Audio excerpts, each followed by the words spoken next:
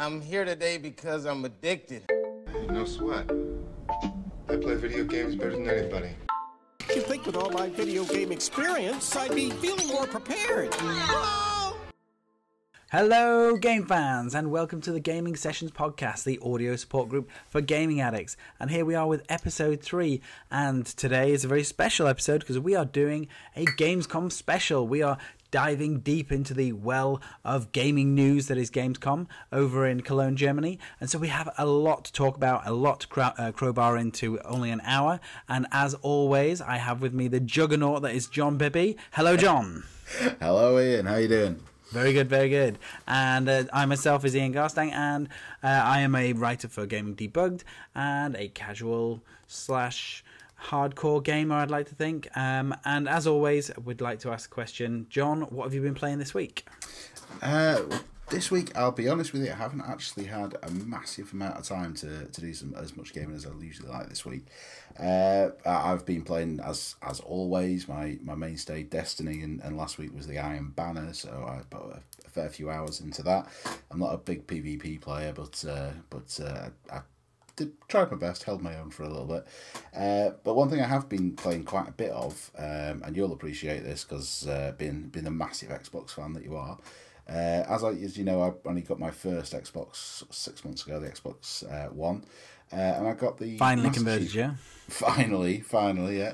And I got it with the Master Chief Collection, and I've not actually touched it since I got it, and I just thought I'd decide to give it a try and give Halo a try, seeing I was loving Destiny so much and obviously like the stuff Bungie did. Did you start chronologically, or did you jump straight into the later ones? I thought I'd do it chronologically. The actual reason I started doing it was I was intending to buy the Rare Replay collection this week, but then I realised I probably didn't have time to play it, and I already had this sat here. I've got another collection, I might as well do this first. So I sat there and I played probably most of the way through Halo, and I have to say, what a game. What an amazing game. I can see why everyone was telling me, 15 years ago, buy an Xbox, you'll love this game. Yeah, for the time it was really, really groundbreaking. Yeah. I mean, even now, the gameplay holds up. I've played pretty much every decent first-person shooter that's come out in the last sort of 15, 20 years. And that's for a 15-year-old game. That game is incredible. You can see the influence that it's had on a lot of games nowadays, definitely. The mechanics are fantastic, the shooting's fantastic. I mean, I know it's the upgraded graphics, but you can, at the flick of a button, switch back to see what it was when it first came out in, was it 2001? Yeah, there's actually an achievement you can get that if you see the alternate version on every level, you get an achievement for that as well. Right, I didn't realise that. But the story's fantastic. Like I said, the gunplay is really good for that old game. I said the only thing I didn't like, but reading a bit on forums, and I'm not the only person, is the way that the vehicle, the Warthog handles. That oh, it does. Bitch, it handles like a pig. I think that's why they call it the Warthog. That's a terrible thing. But I really, really enjoyed it, and I'm looking for. I'll probably over the course of the next few weeks, the next few podcasts, I'll work my way through it. I'll go because you've obviously got the 4 Halo games on there, and I've got, if I can get through them by the time Halo 5 comes out.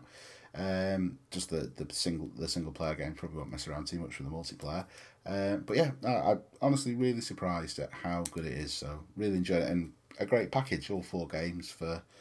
Well, I actually got it with the console, but I think it's about £40. Yeah, I mean, the Halo 1 is great to start you off because it obviously starts you in the universe. Halo 2 has been fully remastered, so the cutscenes and visuals are just really top notch. And it's probably one of the better ones, Halo 2. And then it also introduced you to more mechanics. So you're so used to, with Destiny, to have run mechanics and have all these like strafe and all these extra mechanics, which sort of grew with the Halo series. So when you played Halo 1, you had your first person combat, and then when it evolved, all of a sudden you then got extra moves and extra experience, all this kind of thing. So when you got to Halo 3 and Halo 4, you had a whole range of different moves and styles and mechanics, which now you just take for granted. But as you'll play through the different games, you'll see the different things that they've added, which now Destiny just takes for granted. Which I really like the fact of talking about sort of mechanics, and I know it's because it's an old school game, but going back to it playing out, it is quite jarring not having an aim down sights, but I quite enjoy it, to be honest. I'm a child of the Doom generation, so I quite enjoy that sort of mechanic in it. But I'm enjoying looking. I enjoy the game. I'm looking forward to playing the other ones, and I think there'll be a nice sort of distraction. They're not massively long campaigns, they're all about sort of 8 hours, so you can do one in a week. Yeah. But yeah, I'm really looking forward, really enjoyed playing that, looking forward to playing some more of it. And you get to see the evolution of Cortana from sort of blocky babe to just a curvaceous babe in the fourth. Yeah, I have to say I understand a lot of jokes now. I must have, I don't get. I've only just realised who Cortana is now. I understand sort of red and blue and all this sort of stuff. But I'm really enjoying it. Really, really enjoying it. So anyway, sorry. One other thing I have been playing and I finally did probably 2 hours before this podcast. I finished Batman Arkham Knight. Got to the actual final of it. Brilliant game, as I've been saying for the last couple of weeks. Absolutely fantastic. I've still got loads of side missions to do, but I finished the story side of it. Oh, excellent end. Absolutely excellent end. And if that's... I'm not no spoilers, not to ruin anything, but if that's the last Batman game Rocksteady do, they've really tied it up with a bow. That's one of the best game endings I've seen in gaming. That's really, really good fun. Oh, excellent. Yeah, so I can't wait. I mean, it's on my to-do list. Now I'm almost there with Far Cry 4. I got to a few parts which I was just getting frustrated with. I realise now that I am not a stealth person. I don't like stealth games, mainly because I don't like wasting my time. And so when I played a few different places where I had to sneak in and save hostages and all these kind of different levels, and if you woke a guard or if somebody was highlighted to your presence, you just got kicked right back. And I must have spent an hour on a level, and I thought, it's 12 o'clock at night, I've been working through this level for an hour and I've not got anywhere. And that was what frustrates me the most with games. I mean, I know this is what happened all the time in retro games, but I'm so used to having more regular saves and being able to move through a story so much faster that when I get a game that all of a sudden I'm stumped on, that I've put 2 hours worth of gaming in and not actually achieved anything, it frustrates me. No, I have to agree. The insta-death stealth sections of games are what's made me quit more games. Not finish a lot of games because I've just got to a section where it just like I say, it infuriates me. It just annoys me. That you should be able to get past it. But I don't know which section you're talking about because I can't remember many. There was a few of them in Far Cry, but most of them you could do differently. I that's what I liked about that game, like taking over the outposts. I mostly did them, probably 90% of them, with a sniper rifle from afar, shooting out the alarms and things like that. And then running afterwards. Yeah, the particular level was you have to go in and you take the place of a prisoner, so you go and free the prisoner, and then you put a bag over your head. Yes. Yeah, and so it's only about 30% in or something, and it was one of those moments where I just like I'm wasting time here. I could be doing other things. But I've spent 2 hours. It's now 1 o'clock in the morning. I have to get up in 5 hours' time. I want to feel like if I go to sleep, I want to feel like I've achieved something. So, but yeah, apart from Far Cry 4, which I'm probably almost done, I'm saving myself. I saw the replay came out. It was literally 12:30 at night. It came out at 12, and I saw it suddenly go from pre-order to buy now, and I was just like, I want this. But do I really want it? Should nostalgia be left in the past? I loved Perfect Dark. I loved Perfect Dark Zero. I loved Blast Corps. I loved Cameo. I loved a lot of these games. But if I play them again, am I going to ruin it for me? And then I thought, well, for my girls, should I get Viva Pinata? That's a great starting point. Or even some of the older games, I can start them on a 2-button game and then let them work their way through these different games and learn computer games the way I learned computer games. And so all these thoughts were going through my mind, and I thought, well, it's 30 quid, so what I already have in my mind is Submerged comes out tomorrow, Friday, and I want that. So I really like the look at that. I like the fact that they're sort of hailing it as this no combat exploration game. I like the sound of it. It sounds very interesting. So I think I'm going to save myself for Submerged. I don't think it's going to be a long game, and then with Submerged done and Far Cry done, I can then move on to Batman or some of the other games that are coming out in the next few weeks. No, I'm the same with the Rare Replay. I was very, very close to buying it. I was very, very close to pre-ordering it. But as I sort of mentioned before, I knew I had the Halo collection already sat there, and I've got a couple of other games sat there. And I think I'm probably going to wait till next year now to actually buy it, because by the time I finish with a lot of stuff I've got on at the moment, we're into the autumn and the big sort of the gaming time. I mean, I've got sort of carried on from the Halo thing. You've got the Gears of War Ultimate Edition coming out in about 2 or 3 weeks. Again, a game I've never played. I've never played a Gears of War game, and I know you've been telling me for years I will love the Gears of War. And the beauty is that when you do get it, you'll get all the other games as well. Yep, I just read about that today or yesterday, getting it all on the backwards compatibility. So that'll probably keep me going for quite a while, to be honest. Yeah, I mean, there are moments in that game which actually were amazing. You know, where not only is the gunplay and the action-packedness is really good, but there's a part in the story, and you'll know when you get to it, where I was actually quite tearful. I mean, it was bizarre. I've not really felt like that for a game before. It's just a moment where it happens. I was like, oh, and I skipped a beat because I was just like, wow, that's really hit me. And when you get there, we'll talk about it. But it's no spoilers really now, because pretty much everyone's played it. Yeah, I think the statute of limitations is done on that game now, but apart from me. Yeah. So, I mean, sorry about that, listeners, but I am going to be talking about 15-year-old games for the next few weeks. But it's all new to me, so we'll see what happens with that. I'm looking forward to it. You'll be all done and dusted by the time Halo Gears of War 4 comes out. Well, that's in next kind of November. what I figure. I can catch up on the last couple of games, and I mean that's Ultimate Edition's a remake, isn't it? It's a remake of the first one. Yeah. But I'll still play the other ones with the backwards compatibility, and just touch it on that. That's something that I think Microsoft has done really well with the backwards compatibility. Adding that into that is great for somebody like me. That's new to the console, especially new to that whole manufacturer of consoles, and they're doing a lot better than PlayStation are. I mean, I am a big PlayStation fan. I will always pretty much support PlayStation, but PlayStation now is a great idea, but it's just too costly. You're renting the games for a lot of money. I mean, they've just announced that it's available on Vita this week as well, which is very interesting. But I think Microsoft have actually won that over PlayStation. They really have knocked it out of the park this year. They've just stepped it up. I've got, when we're talking about Rare Replay, I've already got my Perfect Dark Zero in my library. It's already there because I bought it on Xbox 360. So I've got that. I've got Geometry Wars, I've got Hectics. They're already there in my library. I can download them as and when. For me, I don't need to go back to them. But as you say, for people that are new to the console, for people that are still deciding, this is definitely going to swing a lot of people, because it just gives you 100 extra games by November.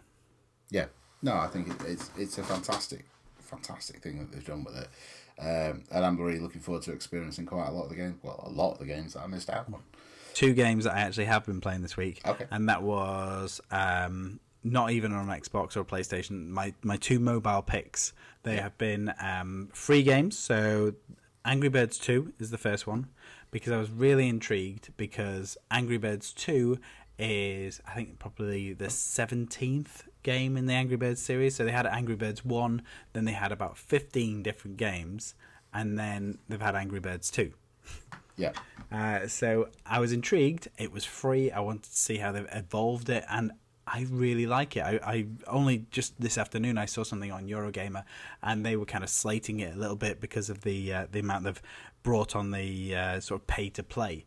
But I think there's a lot of things in there which are actually really good, because the graphics and animations are all absolutely fantastic. They've really stepped up, and all of that toons and cartoons and the fact that it's going to be a movie has really influenced them. So the whole art style has been ramped up, so all the animations are fantastic. And then when you actually play it, there's around 240 levels, and the birds are almost a card-based system. So you get these random cards, which will be the red bird, grey bird, yellow bird, whatever they're going to be. And each level can have randomized materials, so where some might be rock, some might be stone, some might be ice, and the birds have got a lot more categories now. So like the yellow bird, you know, the one that sort of when you press it, it zips really fast. Yeah. So that is better with wood. So the yellow things, like the blue bird that splits into three, that works better with ice. And so there's more strategy to the birds. Right. So you've got to think about how you're going to attack these levels, and then the levels aren't just simply just one set of structures. They're almost like a little mini golf course. So you have 3 stages in one level. So you've got to decide how to use your birds across 3 stages, or 2 stages depending on the level. So there's 240 levels, and it's all a card-based system, and gems are earned on each level, and they can be used to buy spells. And so there's new set of spells can be bought. So you can buy like a red hot chili, which will make one of the pigs on the level explode. You can buy these rubber ducks that all fall from the sky and like an airdrop type thing. And you can also buy a freeze, which will freeze the entire level. So there's all these different spells you can buy.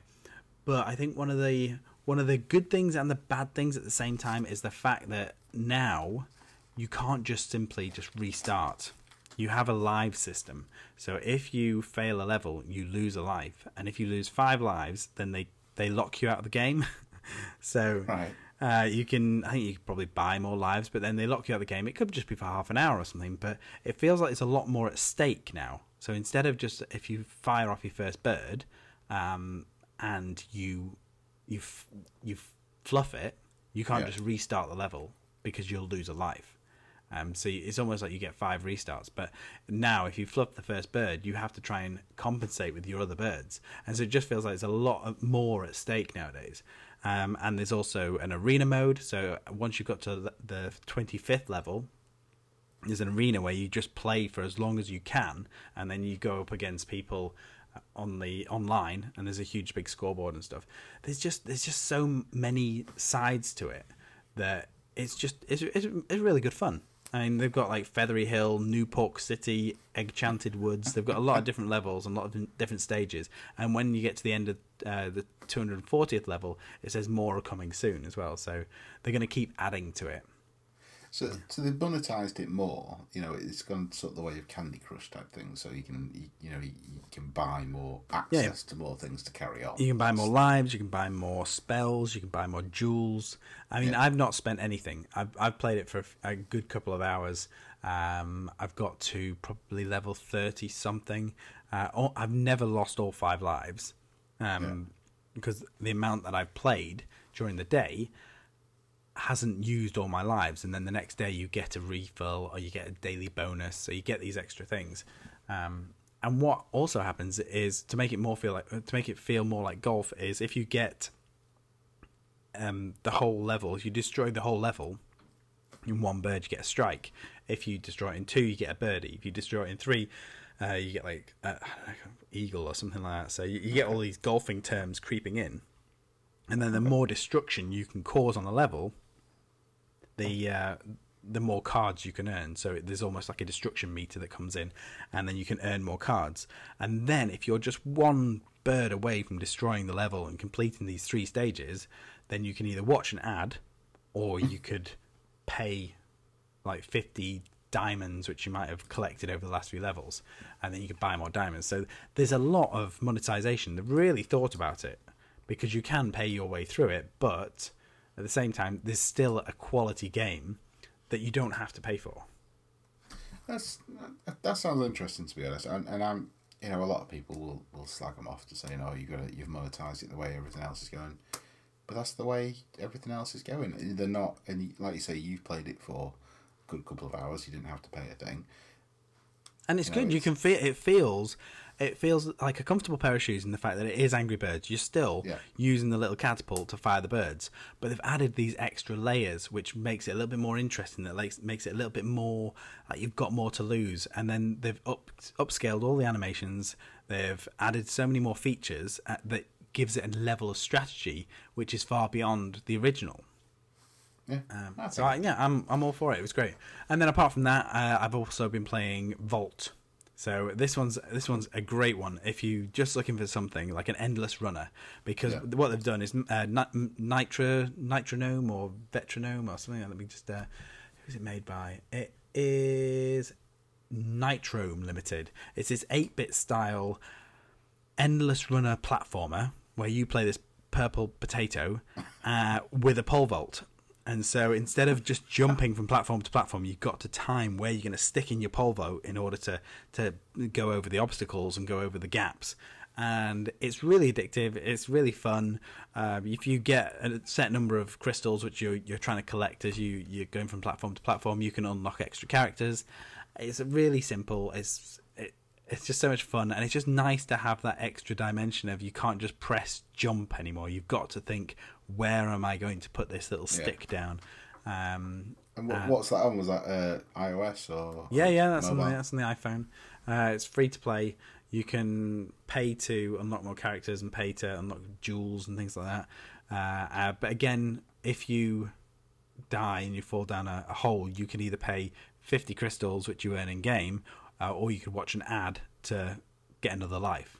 Right. And so this kind of watch ad mechanic is creeping in all over the place. So it says if you want to play again, just watch an ad, and you that's your continue. So I must have watched the Game of War ad probably about 1,000 times over the past week. But you've not bought it yet. No, just every time it's like, oh god, just here we go again. So they just seem to be the only advert out there. Every time it goes to an advert, it's Game of War. A couple of bits of fun. So anyway, should we get to Gamescom? Yes, yeah. I'm sorry for holding us up. Gamescom. Well, for people out there, some people out there might not know what Gamescom is. What is it? Tell me about it. Gamescom is probably the biggest consumer computer game show in the world. It happens in Cologne in Germany. It's kind of similar to E3, but the good thing about Gamescom, you get the games that are announced at E3, and then by the time they get to Gamescom, most of those games are now playable. So you get a lot of people there that's playing it. You have it's a big, smelly, sweaty place. I was fortunate enough to be there last year. It's like an AC/DC concert, just full of sweaty men in Langards. It's 250,000 people all under one roof, and it is insane. But it's really good fun. If you ever get a chance to go, highly advise it, giving it a chance. But yeah, that's basically what Gamescom is in a nutshell. It feels like it's being taken even more serious nowadays. I mean, all of the major players tend to be there. It's unusual that PlayStation have not made a presence this time. But I think to compensate for that, Xbox has just they've just taken over. Just seeing the floor this year, it just seems to be a wash of green. I think they've just gone. We're going to corner the market. We've got a lot of exclusives. We've got a lot of games coming out, and they saved things for it. Usually they wouldn't tend to save things for it. They'd just have like an extra feature on something they've already announced at E3. But this time around, it feels like they've really saved things back and held things back for Gamescom. No, I think you're right. I think Xbox have gone all out for it this year, and as they came out on their briefing and said that they've got the strongest lineup they've ever had, and they probably have. I mean, they started off with Quantum Break, which is a game I've been looking forward to for a long time. I think it looks fantastic. What they showed has not changed my mind at all. I still think it looks like a fantastic game. The TV show, I can give or take. I'm not really bothered. Maybe that'd be brilliant. Maybe I'll really get into it. But I really like the idea of the game that they're bringing out. The mechanics look fantastic with the time changing and the pausing time, and then what they did show this time there were enemies that are cannot be affected by that, which I think is a fantastic idea. So yeah, really, really looking forward to that game. What do you think of it? Yeah, I mean, it looked totally different to how it did it originally. Oh yeah. Look, I mean, it looked completely different from the last gameplay that they showed. Yeah, and so they've recast the main protagonist, or they've reskinned him. So now he's Sean Ashmore. There's Iceman. Do you know Iceman from X-Men? He's like the main guy, and then Pippin the Hobbit is his brother. Oh, okay. Was he the brother? Yeah, he's like the scientist brother, and there's that black guy from Fringe. Yeah. He's in there. So they've stepped up the cast, and they've modelled the main character around Sean Ashmore, who, despite having a beard, he still looks about 12 years old. He does. He looks very young. I love the way they flew all the way to Germany to basically say, "Hello, Gamescom," and that was pretty much all he said. Hi, I'm Sean Ashmore, and I play the main character in Quantum Break. Yeah. I'll hand you over to this crazy Dutch guy for the rest of the presentation. Yep, that was pretty much all he did. Yeah, I mean, he did do an interview afterwards with Julia Harding and the Xbox crew, but he didn't say much more than that. He just said, yeah, it's good. He's never done any of the 3D modeling, you know, the what's it called, where you put all the mocap. So you put all the balls all over you. So he's not done that before, and so he was excited to do all that kind of stuff.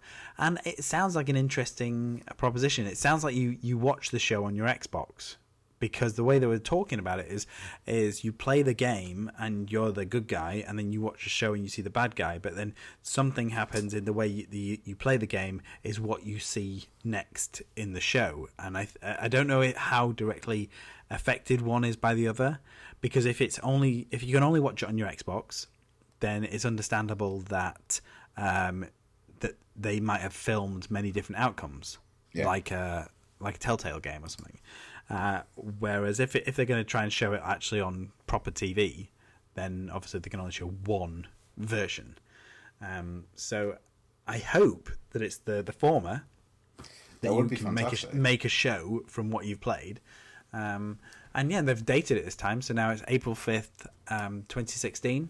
Yeah. Which is a good window, so it's only 6 months out of date. It had a definite Alan Wake vibe to it. It did, and it also had a sort of Max Payne vibe to it from the shooting as well. You know, the whole bullet time thing as well, with the slowing down time. So yeah, I'm really looking forward to that game. I think it looked great. So yeah, I hope it looks great. I would complain a little bit about the drab colour palette. There's something about this generation where we need to get away from this drab colour palette. It seems like all of these games, it's just so dark and dirty and rainy and miserable. I don't know. I think Sunset Overdrive was a breath of fresh air because it was just so vibrant, because a lot of the current games are just looking so drab and so dark. Yeah, well, the next game to talk about actually was quite bright and colourful as well. It was Crackdown, or as we know now as Crackdown 3. Definitely called that Crackdown 3. That was quite a bright and colourful game. Yeah, it's got the kind of Neo Tokyo futuristic vibe going on. I think that looks great in terms of, I love the new fact that it's got destructible environments. I love the fact that it's using the power of the cloud.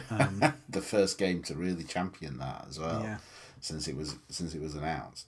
I think it looks like a fantastic game. The last two Crackdowns, I've not really played them, but looked fantastic games. So I'm really looking forward to playing this.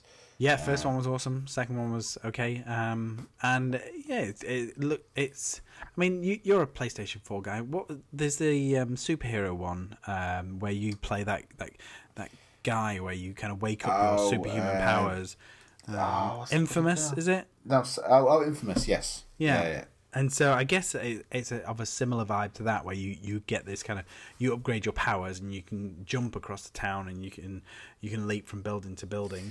Similar sort of thing. Infamous was a great game. All the Infamous games were good, but the last one, Second Son, was a sort of very middle of the road game for me personally. Yeah, I did watch it with a little bit of. I wanted to like it because it just looked like a beautiful game. Oh, it was beautiful to play. Yeah, saw the luminous streaks fly behind the player as he leapt from building to building. I thought, I wish we had that game on Xbox, but as you say, it got very mediocre reviews. I think it kept my interest for a couple of 3 days, and that was about it. But this Crackdown looked like a fantastic game, and obviously they were singing it from the rooftops. It's going to be a big game for them. Did they date that one as well? Was that early next year? They or was didn't just date it. 2016? I'm thinking that's going to be November next year. That's going to be a Right. long time away. Oh, they did say. I think they said holiday next year or something. Yeah. Okay. So looking at the sizzle reel, the strafing animation looked really dodgy. So when I sort of watched it back, not in slow motion, but I was just sort of really analysing what they were showing, and as they were sort of showing the main protagonist walk sideways, the strafing looked really dodgy. So I'm thinking still there's a lot of work to do on that one. Yeah, even though I love the destructible environments. Yeah, that was definitely pre-alpha footage they were showing there, but it showed a lot of promise. So hopefully there's going to something's good going to come out of it. Yeah, with all this like talk of using the cloud for destructible environments, I'm not too sure if I want a cloud-based AI learning how to destroy cities. I think we're kind of asking for trouble there. Skynet, isn't it? They have said today that the destructible environments or destructible cities is only going to be available on the online mode, which is the co-op mode. But you can play the game completely offline. You just won't have as much destructibility. So yeah, they were throwing figures around. I think the cloud is going to use 24 times the computing power of your Xbox in order to manage the amount of data that needs to be crunched in order to work out what happens when a building breaks down. Yeah. Yes, it'd be interesting to see. But I think the next big game that they announced again for next year, another one I've been following, was Scalebound. What did you think of this first off? What did you think of this game? Well, I've watched it a few times now, and I don't think it looks as good as Zero Dawn. I it's a similar fully ilk. agree with you there. I'm kind of let down. I was expecting a little bit more.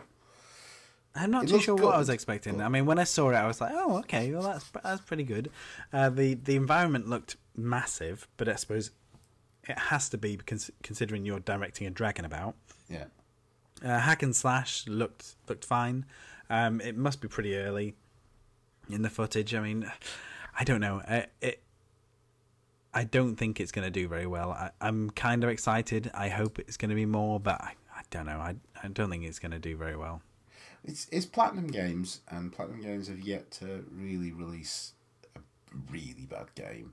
You know, but they do have a lot on their plate, and they're saying that they've put everything into this game and they're making it. They also said that the one thing that worried me a little bit, they said they were going to make it a really accessible Platinum game, because obviously they're known for the Devil May Cry and the Bayonetta series, which I think they're very accessible. I mean, I'm not the greatest at them. I don't get S ratings or anything like that. But that's what they said about it. And the game it did look good. I like the idea of controlling your dragon. The main protagonist, I can't remember his name, but he looked a hell of a lot like Dante from Drew, Drew with his yeah. Beats headphones. Yeah, but he was basically Dante with a more quippy voice. Yeah. It didn't inspire me that much for it. I was kind of a little bit. I was meh about it. It's probably the best way of putting it. Yeah, I got excited because I did like the idea of having this. It felt like Lost Planet. I think I went on about it last week. Yeah, but it felt like that vibe, Lost Planet without the snow. So, but you get to control the beast as well. So Yeah. the massive beasts can come out, and then you can direct it. And you didn't feel like you had much control when that massive big mantis appeared. It jumped out, and you went, "Okay, go get it." And then you did a bit of chopping, and then the dragon did a bit of biting, and you did a bit of chopping, and then it did a bit of biting. And I was like, okay, yeah, that's pretty cool. I can get on board with that. And then when they had the extra trailer for the 4-player co-op, I was thinking, okay, yeah, 4 players, 4 dragons, all going up against each other. That could be quite good. Hopefully it's not kind of going in the Evolve vibe. And there's a lot to get excited about, but I think we saw so little that it's hard to know how that's gonna pan out. And as you say, it's got a good caliber behind it. I did love really Bayonetta. does. I thought it was so good. Yeah. So hopefully they got that kind of arcadeness about it. But if the only thing I can say to sort of end that, if Platinum decided to not use all the talents on that and put it all into that Transformers game they're bringing out, that'd be fine by me as well, because that just looks amazing. It looks like playing Saturday morning Transformers cartoons. Yeah, I love the art style. It's really cool. Yeah, that looks excellent. Yeah, So, so what we'll else yeah. did you pick out from the Microsoft conference? Was it you? Well, yeah, there's a few other bits and bobs. I mean, the Killer Instinct had a release date for Season 3, and it was all about Windows 10. You know, everything, it's coming on Windows 10 as well. It's coming on Windows 10. So Killer Instinct Season 3 is coming to Windows 10. It's going to have cross-play, so you can play people on Windows. Windows can play people on Xbox. And then they released Rash from Battletoads. Battletoads, yeah, that's pretty cool. So, I like that. yeah, I mean, I really like the sound of that. I mean, I was listening to the IGN podcast as well, and they came up with the suggestion that maybe they're softening the audience and maybe introducing the audience to Battletoads. So they've done it in Rare Replay, they've done it in Killer Instinct, they've bought the IP, they've bought the domain. Yeah. Could this mean that in the future they're hoping to introduce Battletoads, but they just don't think there's enough equity in it at the moment, so they're drip feeding the audience bits of Battletoads, and so when they actually release it, or at least announce it maybe next year, then people already know what Battletoads is, because there are a lot of people that just sort of say, what's Battletoads? And you kind of have to say, well, they were like the anti-Turtles back in the day. Yeah, made the world's hardest computer game. Yeah. So there's that. That was quite nice. Killer Instinct. It's nice to know that it's evolving. But if you want to know what I was most excited about, and this is pretty sad, but what I was most excited about was We Happy Few. That I knew you'd. I was watching that, and I knew you'd be really happy about that. Yeah, that game looks terrifying to me. It looks right up my alley. Face. Oh no, that looks horrible. Yeah, so it's by the Contrast people.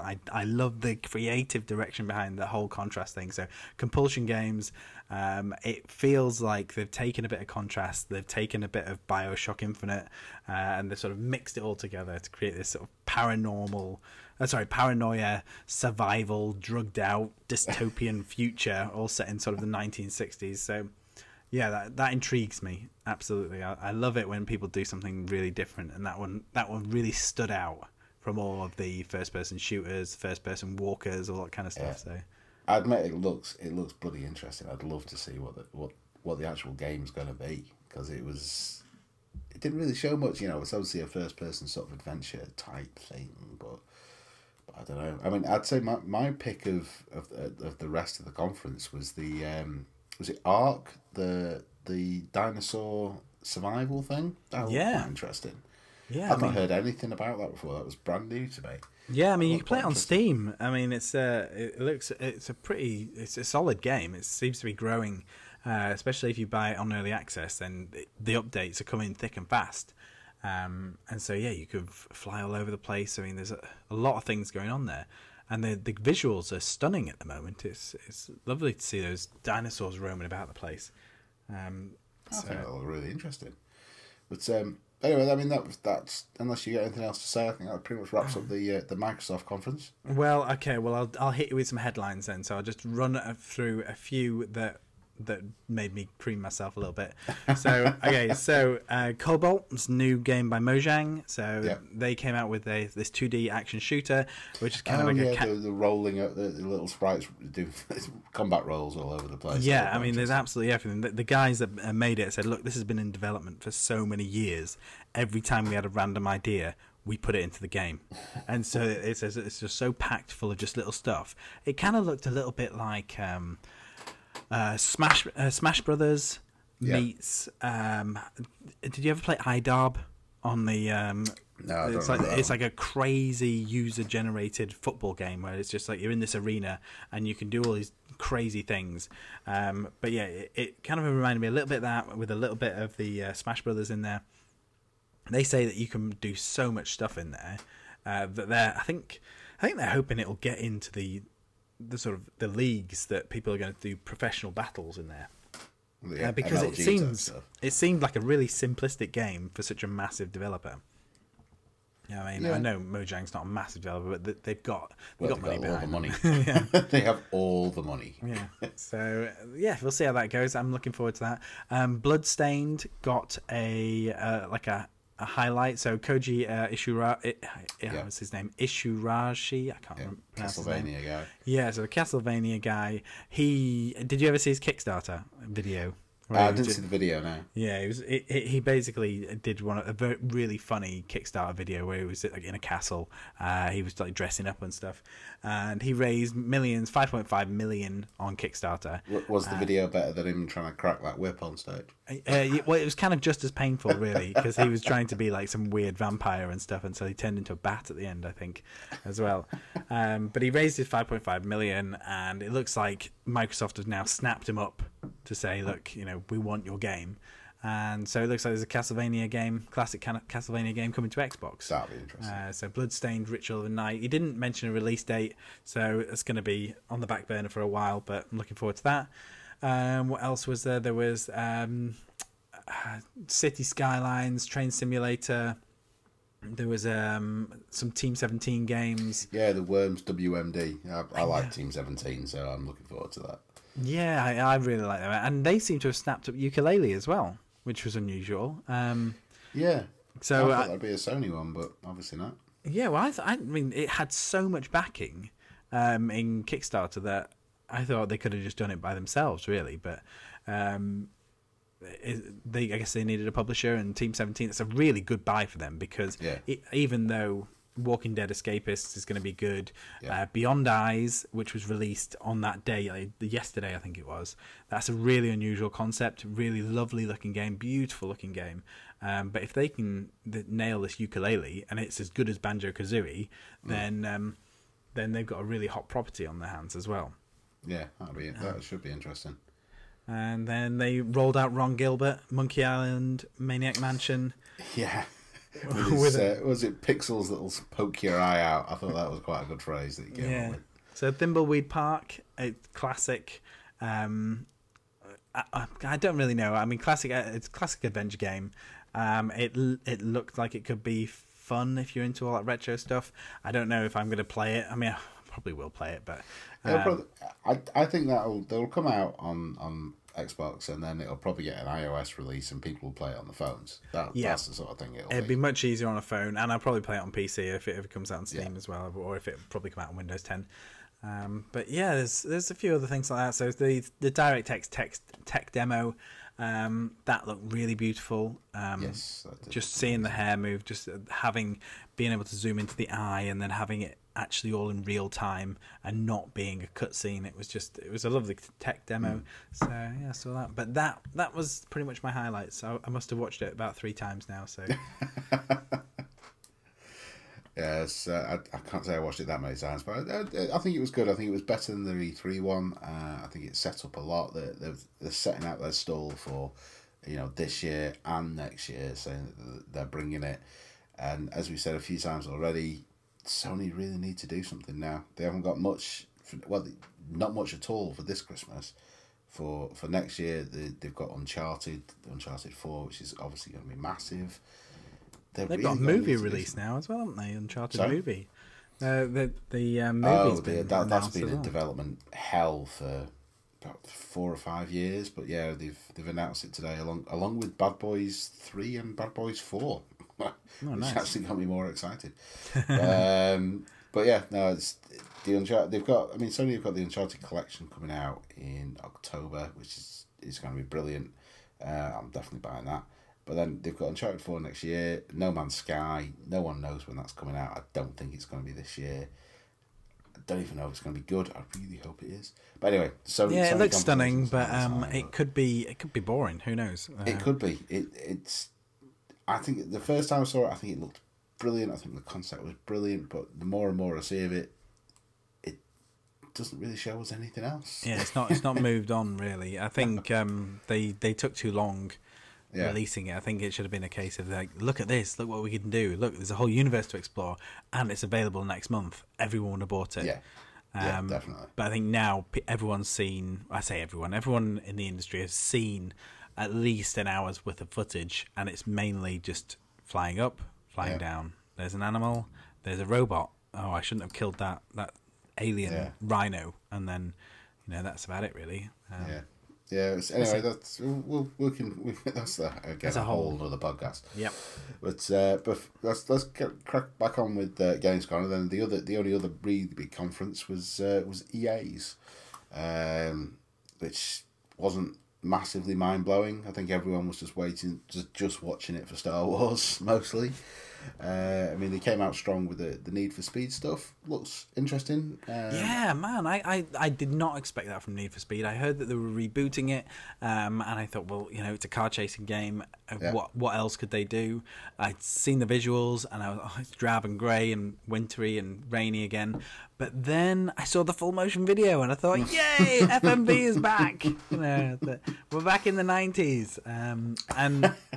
It seemed like they'd really evolved it. So the FMV was over the top of sort of proper CG, and so it looked really smart. So when you actually customize your car, so there's a massive big push of how you can customize your car, and then that is in the garage behind them as the video is playing over the top. So it definitely sort of feels like they're taking FMV and gaming to a little bit of a better level, higher level. So I'm quite excited about it. I think it looks really interesting. It does look. And the Need for Speed games, I've dipped into a few of them over the years. They've never been bad. They've always been quite entertaining. Need for Speed Underground, that was actually really good. That was a really good game. They're not really going that way with this, but like you say, with the FMV, it could be a really entertaining game. I like the angle. A lot of massive fans out there. It's got a huge following. So, I mean, it might have been on another podcast I was listening to the other day. The amount of... Actually, it's a good question, but how many Need for Speed games do you think there's been since Need for Speed came out? Well, I had one. I'll say it's more than you think. I had one on the Panasonic 3DO, which was one of the other ones. Yeah. And, so I would probably guess about 12, because I can think of about 6. I actually can't remember the exact number, but I know it's over 20. It's about 24 Need for Speed games that have been. And they just keep coming and coming and coming. It won't die, and it will go on forever. And this game looks great, and it's going back to, it's more the sort of street racing, Fast and Furious sort of vibe to it. So that they're one of the biggest movie franchises in the world at the moment, so why not follow that sort of vibe? Yeah, I mean, the sort of the following of the sort of 6 celebrities. I don't know these 6 celebrities. I've heard of a couple of them, like Ken Block. I know who he is. He's a mentalist. Yeah, and so sort of seeing that they're bringing in these celebrities is a nice touch. Yeah, I think it looks interesting, and I'll follow its development till it comes out. Yeah, I mean, I got Rivals on my Xbox, and that's a quality game. I really enjoyed that one. Yeah. In fact, I think I enjoyed it more than the Forza games, to be honest, because it's just a little bit more arcadey, it's a little bit more forgiving. That's the way I've always been with racing games. I mean, Ridge Racer was my favourite, and always has been. The original Ridge Racer on the PlayStation was an amazing game, and Ridge Race games have been fantastic. I much prefer my arcadey racing games to my ultra realistic, Forzas and Gran Turismos of this world. Yeah. Well, hopefully the Sumo Digital who are working on Crackdown, they will bring some of that arcade racing to Crackdown, because they did a lot of the Outrun games. And they've got a sort of a massive caliber of sort of driving and arcade races, so hopefully they'll bring that to Crackdown as well. So what else did you think stood out from the EA? Obviously, apart from Star Wars Battlefront. We'll get to that one, but let's see. So my most painful moment at the EA conference has to be The Sims. I'll admit, I actually nipped out for a food break when I saw the Sims logo come up. I could not be less interested in the Sims. No, they had this live action trailer which was pretty painful. Then they went on to sort of say, oh, we've been doing monthly updates for the Sims. Here's what we brought you in November. Here's what we brought you in January. Here's what we brought you in April. And this is what we're bringing you in July. And I'm thinking, monthly update? So are you sure about this? Do you know how a year works? But then they it was like, let's just have a Sims moment now. And then she clapped, and then loads of people came out and they started dancing. I was like, oh dear, do you know that you've got an audience of thousands of male gamers? I don't know if they want to see a Glee moment, just while they're all stood there sweating. So yeah, that was a bit painful, but it's The Sims.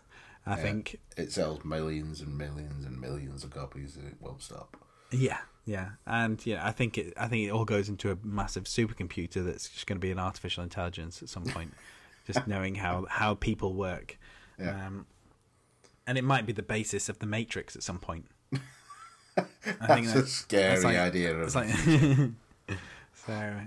It's like Sims is the Matrix 0.1, and so when it gets to Sims 1.0, that's when we get taken over. Anyway, on some more interesting things. What do you think of Mirror's Edge? Brilliant. Yeah, really brilliant. I totally agree. I love the look of this. I love the character. The little tech demo they did, or not the tech demo, but the sort of level demo, it was very much Mirror's Edge. I like the look of it. There was no guns, lots of running. Yep. So yeah, I'm very excited about that. I really look forward to that. I really enjoyed the first game. Really glad they brought this back. It was obviously a bit of a gamble for them, but I think it's going to be a fantastic game. Really looking forward to playing it. I think the only other things that really stood out for me, apart from Star Wars, of course, was Unravel. Good seeing that again after the E3 conference, and good watching someone actually play it live. Dying, killing Yanni for the first time live on stage. So that was quite a funny scene. Yeah, he was very emotional, which is very sweet. Talking about all the people that had given them support and the photos and the community that had grown up about it, because it's going to need that community. It's a very unusual niche game.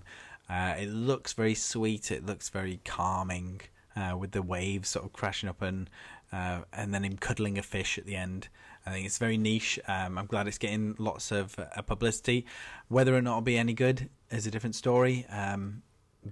It does. The only thing, it's probably very cynical of me. It feels like EA sort of, for want of a better word, greenwashing themselves. Like when Land Rover go and buy a forest to sort of greenwash themselves. It just feels a bit like EA's going, look, we can do indies too. We're nice and cuddly as well.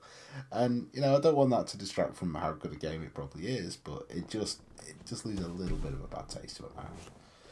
Yeah, I mean, Sackboy is running his course at the moment, so yeah, they need a new material based poster boy. So maybe Unravel and Yanni is the one. Yeah, it might do good things for him, but it feels to me like it should be a Sony property, or it should be a Microsoft only property, or at least something else. But EA is the sort of the last player. I mean, they've obviously got a lot of money that they've given them their way, so we'll see where it comes out. Yeah, it looks nice. It's a nice thing to have. As you say, it balances out all of the shooting, racing, and killing from all the other games. Yeah, and the sports and everything else. Yeah, exactly. But anyway, let's get on to some racing and killing and Star Wars Battlefront. What did you think? I was very excited about this one, but I thought the woman that did the presentation was unbelievably dry and boring. She's done them all as well, hasn't she?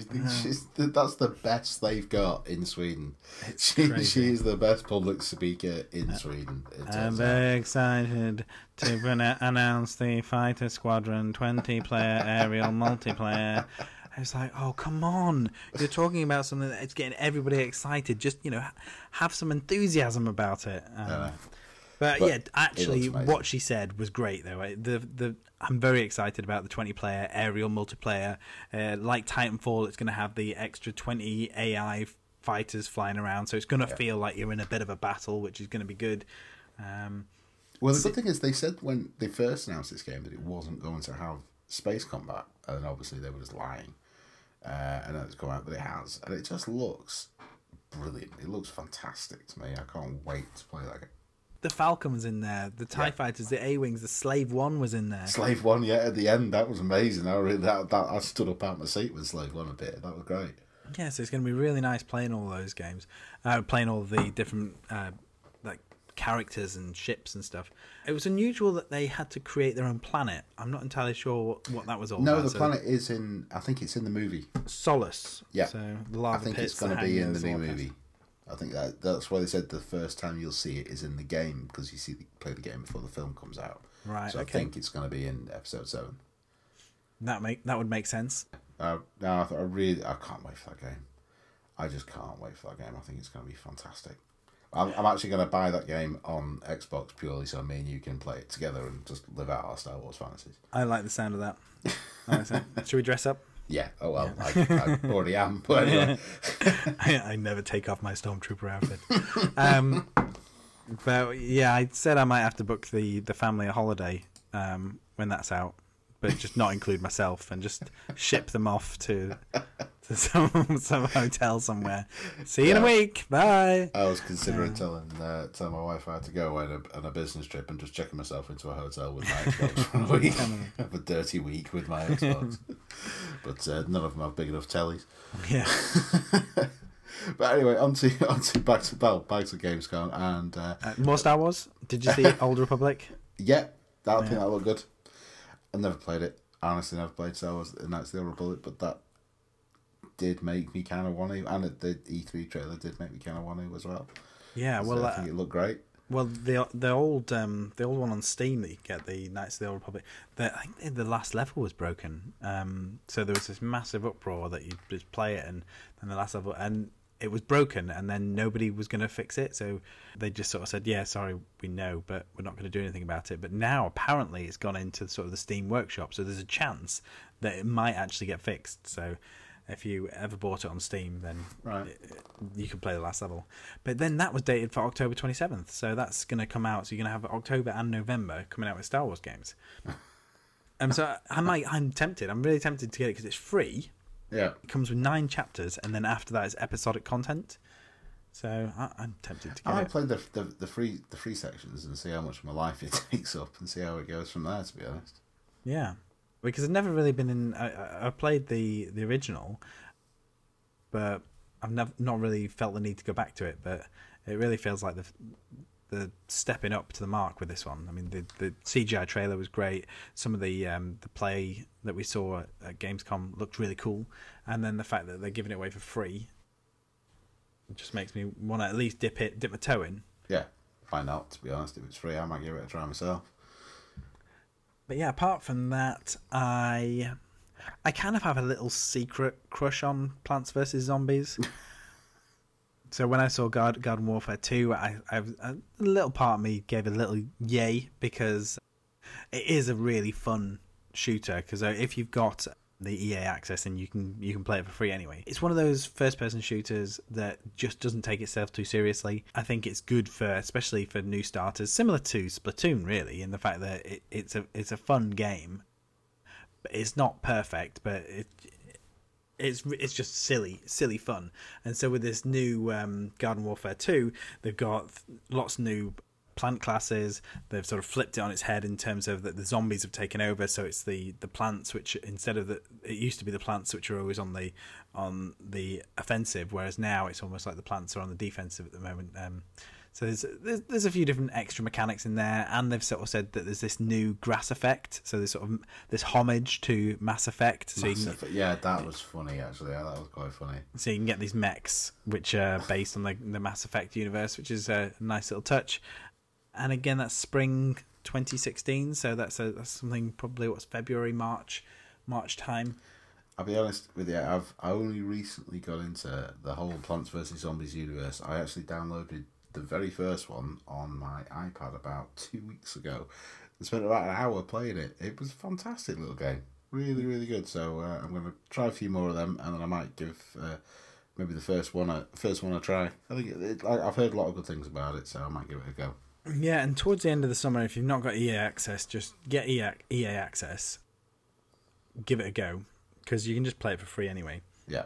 I do need to sign up for EA access. Actually, I haven't done that yet.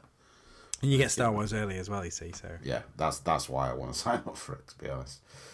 But I think just moving on from the conferences and sort of other news that's come out of Gamescom. I mean, for me personally, the biggest news that I've been following has been all the stuff about Destiny that's come out from Gamescom, which would be really interesting, and the Taken King. Have you seen much of this? Yeah, well, I've heard a few little snippets of it, but yeah, I mean, what was it that sort of really stood out? Well, they're basically relaunching the game again.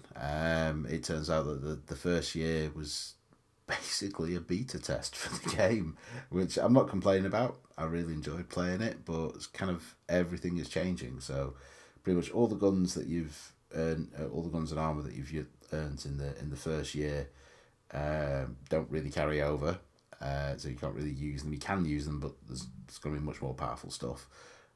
The way that you're leveled up in the first year using light levels and things is being totally thrown away. You just sort of level up normally now. There's the funniest bit of information, which I think is fantastic. They're actually replaced Peter Dinklage, who voiced the Ghost. Yeah. Completely redone all his lines. They're using Nolan North, who is a fantastic voice actor. Oh, yeah. He's the guy from Uncharted and did lots of other stuff as well. It's a bit of a weird thing to recast all of the old things. I mean, okay, Peter Dinklage got a lot of stick when it first came out because it sounded like monotone. Yeah. It was very dry, but then they added all of the like the robotic effects over the top, and then it was like, okay, yeah, well, it works, it's fine. But then you can sort of upgrade your Ghost anyway, can't you? So you could probably, why couldn't they just make it another Ghost that you get that has the voice of Nolan North? To be honest, that's what I thought, but they said they wanted the because this is aimed a lot at new gamers, people, new customers to the franchise, and they want people to have the same voice all the way through, so they've gone back and re-recorded everything. I'm sure it's probably got to do, this game's got a 10-year plan. Peter Dinklage is going to be doing probably Games of Thrones for the next 5 years and moving on to a very big career after that. He might not have time for this, whereas Nolan North is pretty much dedicated games voice artist. It's a bit of a weird thing to recast all of the old things. I mean, okay, Peter Dinklage got a lot of stick when it first came out because it sounded like monotone. It was very dry, but then they added all of the like the robotic effects over the top, and then it was like, okay, yeah, well, it works, it's fine. But then you can sort of upgrade your Ghost anyway, can't you? So you could probably, why couldn't they just make it another Ghost that you get that has the voice of Nolan North? Yeah, to be honest, that's what I thought as well. But the fact that they've actually gone back and recorded it, or they did say that they wanted to do it for the new players, the new people that are going to come, join Destiny with Year 2 and the Taken King, to have a voice all the way through. And I can see why they've done it. I mean, Peter Dinklage is quite a big actor now with everything that he's done from the Game of Thrones, and this game has got a 10-year plan about it. They're hoping that it's going to go on for this 10 years, and Nolan North is a pretty much dedicated games voice actor. He's done a lot of things. I'd say the other big thing that I think looks fantastic is Mafia 3. Do you see the release trailer for that? Yeah, this looks really cool. Yeah. They're bringing it into the 1960s. Yeah, 1960s setting, and not really the mafia that we know and love. It doesn't seem to be the sort of the Cosa Nostra, the Italian mafia. It seems to be fighting back against that, if anything. So I think it looks fantastic. The music and the trailer itself was excellent. Really good tone set in that trailer. It had me gripped, because when I first started it up, I saw it was like a 4 or 5 minute trailer, and I thought, oh, I'm not going to watch this. But then I did. Yeah, I thought it was brilliant. Really looking forward to that game. Yeah, I mean, I don't know much about the other two Mafia games, but this one's definitely intrigued me. I really like the soundtrack. The soundtrack to the trailer was excellent. I think this Lincoln Clay, Nam Vet, orphan character has a few different sides to him before he sort of falls into the mafia. I think the time period is really cool because there's just a lot of social issues. There's a lot of uproars. There's the racial rights movements. There's powerful women. Like blaxploitation. Yeah, I know what you mean. It's going to be an interesting game. It's set in an interesting time period and an interesting location as well. So Louisiana, the Bayou in America, you don't really see a lot of games set around there. So and all the cool cars, and classic Chevys and all that kind of stuff. It looked really cool. Really looking forward to that game. I think it's going to be fantastic. Yeah, and we saw lots of other bits and bobs. I mean, for the first time, actually, I actually felt excited about Tomb Raider. I have to say that I've been pretty. I really enjoyed the first Tomb Raider, and when they said it was coming out, I was quite excited. When they said it was a Tomb Raider exclusive, I was a little bit miffed. I thought it didn't need to be an exclusive. But then I saw the ice climbing stuff, and I thought, yeah, okay, it looks like more of the same. But I think seeing more this time and seeing the sort of how she can use the different weapons and use the different environmental elements actually got me a little bit more excited. For some reason, it hit me this time, and now I'm really looking forward to it. Maybe because it's so close now that I can't wait for the next Tomb Raider now. I can't wait for it. I really can't wait for it. I really enjoyed the first one. I've always enjoyed Tomb Raider games. I love the Uncharted games. I love an action adventure game with a story that I can get into. So yeah, I can't wait for this. I mean, put it this way: this game comes out on the same day as Fallout 4, and I've pre-ordered this game. I haven't pre-ordered Fallout 4. This is going to be my game. Probably it won't take me. I'll probably do it in a week or so. I don't think there's going to be multiplayer. There was multiplayer in the first one, but it wasn't very good. I don't care. No, I mean it was still quite fun. I still had a few nights on it. I didn't play it for as long as any other multiplayer game that I've got, but I definitely had a few nights where I was like the survivors running around, zipping down the zip wires and killing the other team. It was okay, but I don't think it needs it. No. If it has it, then I'll play it, but if it doesn't, I'm not going to miss it. The thing I'm really glad about that they announced, and they've hinted at this sort of all the way through development, is that the game is, it's a Tomb Raider game. It's going to have more tombs in it than the last one, than like the reboot. Which did have tombs, but they were more of you didn't even have to do them, I don't think. You could have skipped them completely. No, there were a lot of optional tombs. Yeah, well, this is going to have more puzzle elements into it and things like that, which I really do enjoy. I like the adventure and the shooting of the first one as well, but being able to go back to do all the sort of jumping puzzles and the tombs and pulling the levers and all that sort of stuff, I'm really looking forward to getting back to that as well. So yeah, can't wait for that game. Absolutely can't wait. The 10th of November can't come fast enough for me. In fact, that's... After Battlefront, that's my game of the one I'm really looking forward to of the sort of holiday season, as it were. Can't wait. Yeah, it's looking absolutely spectacular. I mean, this Halo 5 out, it's going to be a crazy time. And that's why I mentioned it before. That's why I haven't pre-ordered Fallout 4. I'm going to save that game for sort of this time next year. Once I've done everything over Christmas and into the new year. Fallout 4, as they announced as well at Gamescom, it's got 400 plus hours, and they announced today that it's not going to have a level cap. You can just carry on playing. It's the game that never ends. I don't need that around Christmas. There's too much other stuff to do. That'll get me through the summer next year, I think, that game. Yeah, I think it's going to be one that I'll probably get and I'll play, but I'll have to manage my time, I think, and just play a few hours per week and just work my way through it, because I don't think I could wait another year to play it. I think when they announced it, I'm very excited to play it. But as you say, Tomb Raider, if I can nail Tomb Raider in 8 hours, I'll be a happy chappy. Yeah. And then there are other things that I'm going to have to miss. I'm going to play Halo 5, but I won't get into the multiplayer. Yeah. Dark Souls 3, that's coming out, but it looks like it's more of the Dark Souls, which is good. If it ain't broke, don't fix it.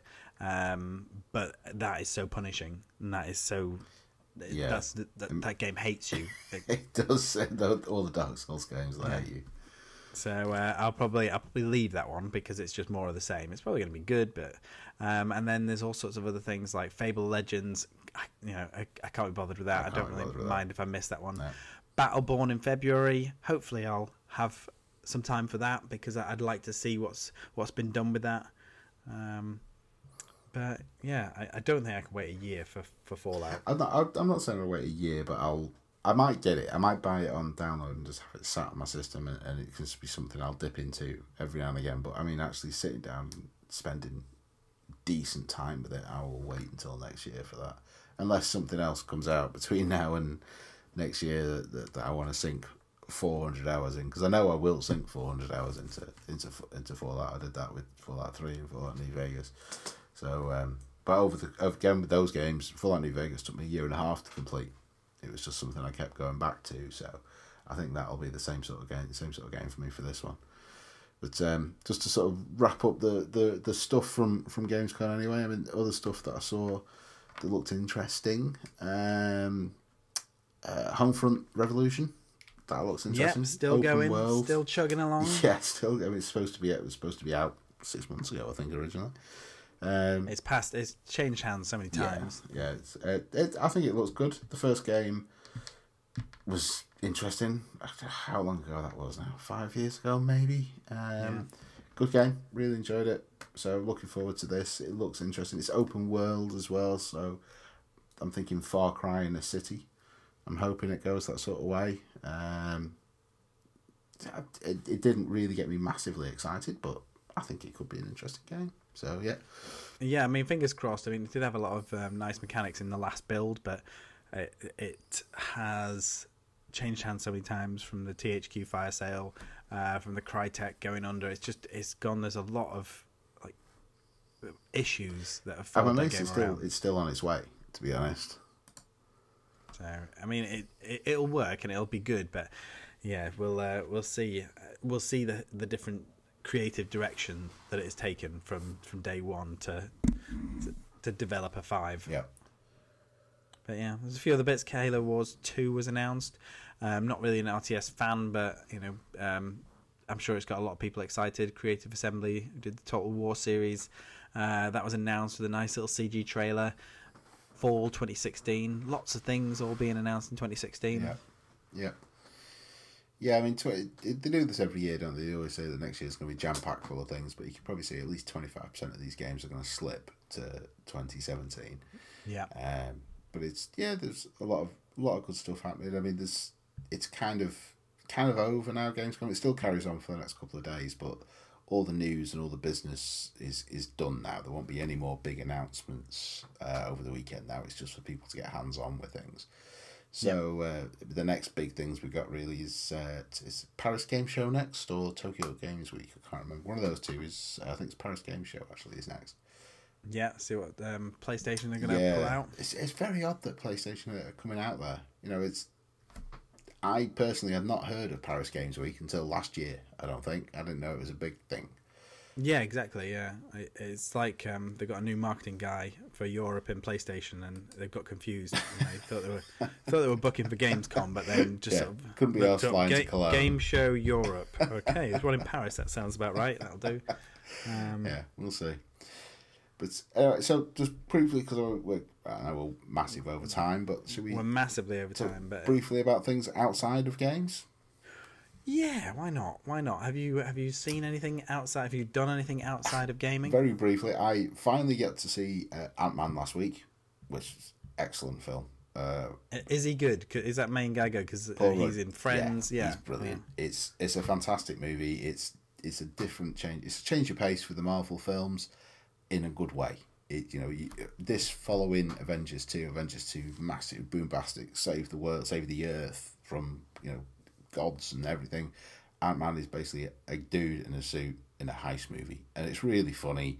It's got a lot of laugh out loud things. It really does set up. It's the end of Phase 2. It sets up a lot of stuff in Phase 3. Brilliant film, really worth watching. And I think they said before the film came out, if it made its money back, they would do an Ant-Man 2, and I think it made its money back in the first weekend. So, excellent. Definitely going to be an Ant-Man 2. And he's also is already confirmed to be appearing in Civil War next year and the next Avengers movie as well. So yeah, lots of really good stuff there. And yeah, well, with that Civil War, they had another announcement with the Sony Pictures sort of not releasing, but sort of making a deal with Marvel to get Spider-Man back. Well, that was a while ago. Yeah, that they've and they do very briefly reference Spider-Man in Ant-Man. So he's going to show up in Civil War. I mean, I don't know if you've read the Civil War comics, but you can't really... It's quite a big part. Yeah, you can't really do Civil War without Spider-Man. So they needed him back. And they've cast him already. I can't remember the name of the actor. I think it's a young British actor that's playing him. So it's a young Spider-Man that's going to be in the Marvel film. I just can't believe they're rebooting Spider-Man again though, third time in 10 years. Putting it back in the Marvel hands now it's going to be so much better, and having him in the Marvel universe. And they have said that it's not going to be another origin movie. We know. Carry on from where the other ones left off, please. All right, your uncle died, we know that, just carry on. So yeah, I'm really looking forward to that.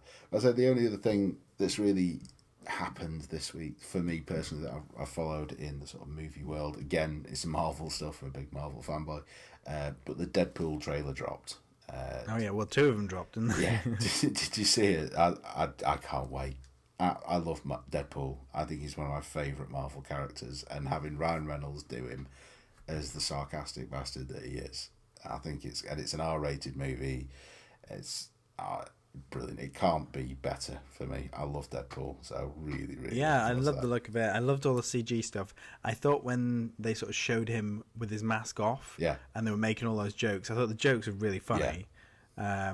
But I didn't think he looked as mangled as he possibly could be. I know I'm being Mr. Cynic here, but I love the fact that it's like, was it like like an old potato who's had sex with an older potato or something, some bizarre like that. I don't know. But apparently there's loads of them, about 50 of them that are going to be on the Blu-ray, because most of them were ad-libbed that he just kept coming up with and just saying them over and over again. So yeah, really looking forward to that. Apart from that, not much else I've been following outside the world of games. It's been pretty much a gaming week only for us with Gamescom going on.